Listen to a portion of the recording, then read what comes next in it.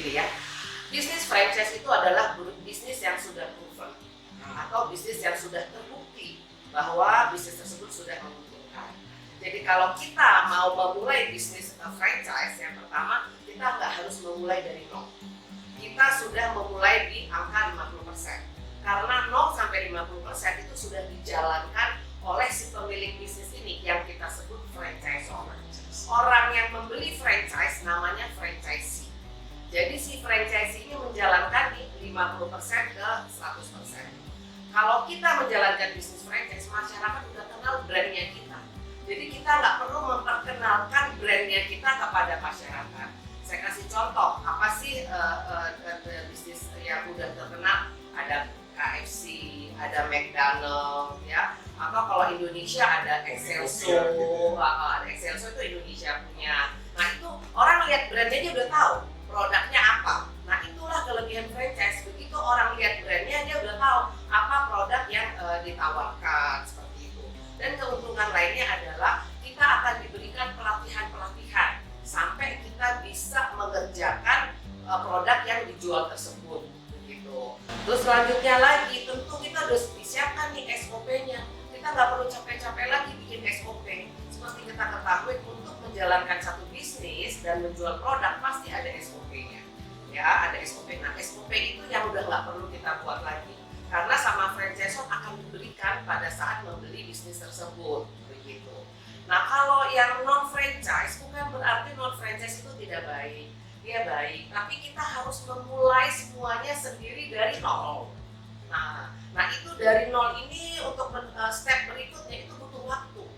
Nah kalau di daerah tuh saya habis talk show mereka selalu bilang bahwa bisnis franchise itu adalah bisnis cepat untuk menjadi orang kaya. Itu orang daerah bilang. Iya, kenapa bilang bisnis cepat jadi orang kaya? Karena tidak harus memulai bisnis dari nol. Bisnis yang sudah ada, mereka tinggal jalanin aja.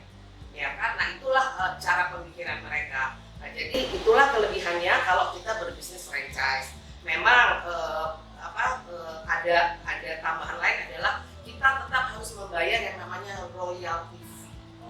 Ya, royalty itu dibayarkan setiap bulan kepada franchisor. Angkanya berapa? Angkanya dari 3% sampai 10%. Itu variasi sesuai dengan jenis bisnisnya. Tapi kegunaan dari royalty itu adalah supaya si franchisor ini tetap akan mengelit kita, tetap akan memandu kita dalam operasional itu ke depannya seperti itu, dan akan melihat apakah produknya itu sesuai dengan SOP. Coba kalian lihat di mana-mana rasanya ayam Kentucky sama nggak?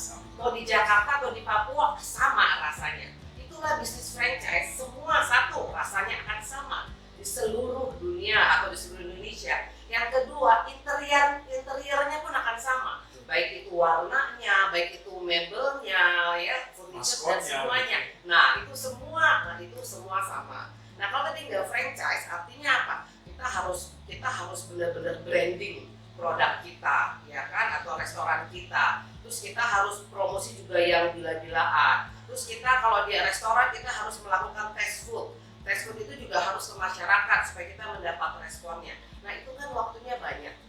Ya, nah kita coba hitung-hitung. Waktu yang banyak itu dengan kalau kita beli franchise lebih menguntungkan mana buat kitanya. Kan kita begitu. Nah kalau anak muda sekarang lebih memilih adalah bisnis franchise. Anak muda sekarang jarang mau memilih bisnis yang non-franchise. Dan satu lagi, pembiayaan bank-bank pun lebih suka membiayai bisnis yang franchise. Karena apa? Bisnis tersebut udah proven, udah terbukti, jadi resiko kecil, ya kan? Tapi kalau tidak franchise, kan resiko masih besar. Karena apa? Kan belum tahu respon masyarakat terhadap bisnisnya dia, masyarakat terima atau enggak. Tapi kalau bisnis franchise udah pasti diterima masyarakat. Wah, orang dia udah berjalan 5 tahun kan sebelum kita beli bisnisnya, dan dia udah balik modal dan udah menguntungkan. Nah, kalau dia udah menguntungkan, kan artinya apa? Artinya kan bisnisnya diterima oleh masyarakat seperti itu. Mungkin aku bisa nambahkan juga ya. Pengalaman anak kami Kevin yang juga teman kalian mata gitu ya. Jadi dia itu memang mengatakan dari lulus S1 mau menjadi pengusaha. Gitu ya. Tapi setelah kerja sampai dia ambil S2 selesai juga ditanya mau usaha apa, dia juga masih mikir-mikir gitu ya. Nah, terus lalu saya diskusi gitu ya. Ini ada pengalaman teman Mami gitu ya, bahwa dia mulai usahanya itu dengan franchise atau program kemitraan gitu. Lalu kemudian dia buat sendiri dengan brandnya sendiri gitu. Setelah dia mampu menguasai semua seluk-beluk bisnis itu gitu. Nah, jangan-jangan pengalaman itu bisa juga ditiru gitu. Nah, ternyata si Kevin tertarik juga gitu. Nah, dia memilih waktu itu ayam gekuk Pak Rebus gitu ya. Nah, ternyata ya seperti itu, lebih cepat untuk direalisasikan. Tapi waktu dia mikir-mikir itu dari lulus sampai S2, dari dia lulus S1 kerja sampai S2 selesai pun belum jelas itu bisnis apa dia mikir gitu ya. Tapi setelah dia bergerak gitu ya, nah ternyata ide-ide bisnis lain muncul lagi gitu. Jadi yang penting memang kalau udah mau memulai, kalau memang udah terlalu lama mikir nggak dapat inspirasi, mungkin bisa mulai dengan program kemitraan atau franchise itu. Nah, setelah itu mungkin dipelajari semua ilmu di dalam berbisnis franchise, karena semua dari keterampilan juga dikasih, bahan baku, peralatan semua dilengkapi gitu kan. Tergantung tinggal program-program atau skema-skema mana yang mau diambil, dari yang murah, dari mahal, itu semua ada. Supaya apa? Supaya bergerak mulai gitu, mempercepat seperti tadi, bahwa sudah didahului oleh orang-orang yang berhasil. Nah, mungkin kita ambil dulu ilmu itu, baru nanti you make your own gitu. Kamu buat karyamu sendiri dengan inspirasi bisnis yang sudah kamu jalankan. Nah, itu akan mungkin juga menurut saya pengalaman yang baik juga, yang mungkin bisa juga bermanfaat untuk kita semua, pengalaman tersebut. Ya, jadi kalau berbicara tentang franchise UMKM bisnis itu sebenarnya jangkauannya luas sekali ya, Bi. Tidak hanya terbendung oleh lingkaran-lingkaran kecil kita aja, tapi kita harus berani untuk kolaborasi gitu dengan orang lain ataupun memulai franchise tadi.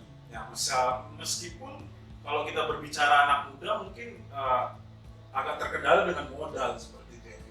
Kira-kira bagaimana gitu anak muda yang mungkin sedikit, mulai usaha itu ada masukan dari Bibi berdua? Jadi saya boleh kasih masukan sedikit. Sekarang lagi tren ya, partnership.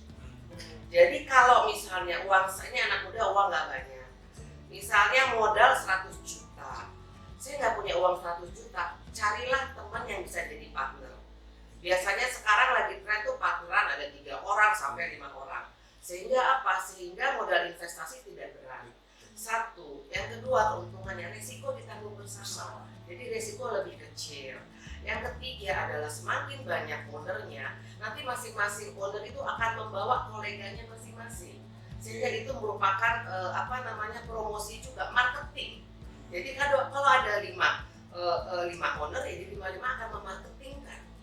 Nah, jadi itu adalah salah satu solusi untuk untuk pembiayaan yang tadi kok kayaknya berat. Jadi sebenarnya tidak berat kalau kita bisa berpartner. Tapi sekali lagi untuk berpartner pun kita tidak bisa sembarang memilih. Di saat kita berpartner itu artinya seperti hubungan suami istri. Kita harus satu visi, satu misi.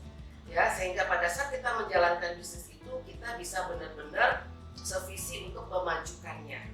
Gitu. Karena banyak juga di tengah jalan akhirnya sesama partners bisa clash. Nah, jadi dari awal itu harus duduk bersama, disepakati, dan pada saat ngobrol melihat apakah saya sevisi sama dia dalam menjalankan bisnis. Kalau itu udah sevisi dari sesama partner bisa sama-sama nih bergandengan tangan kita memajukan ini, itu akan lebih bagus.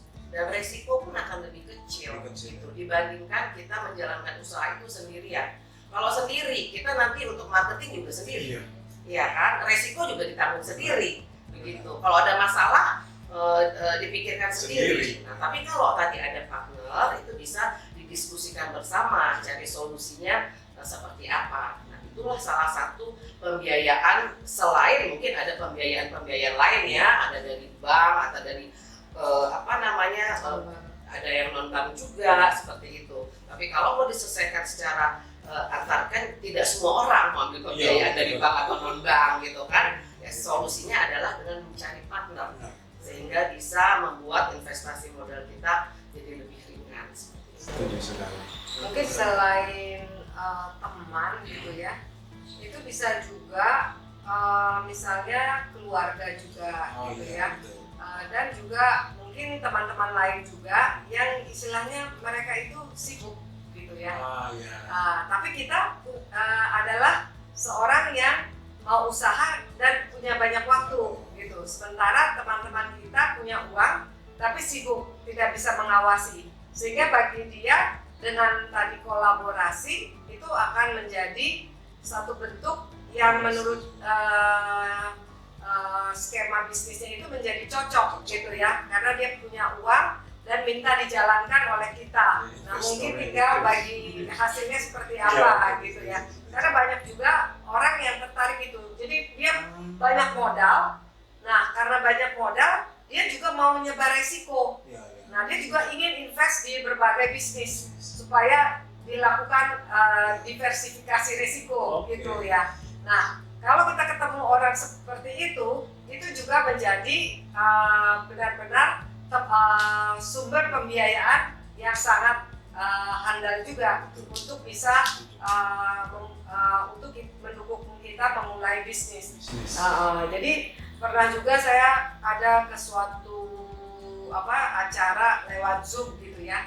Jadi dia menceritakan bisnisnya dia gitu ya.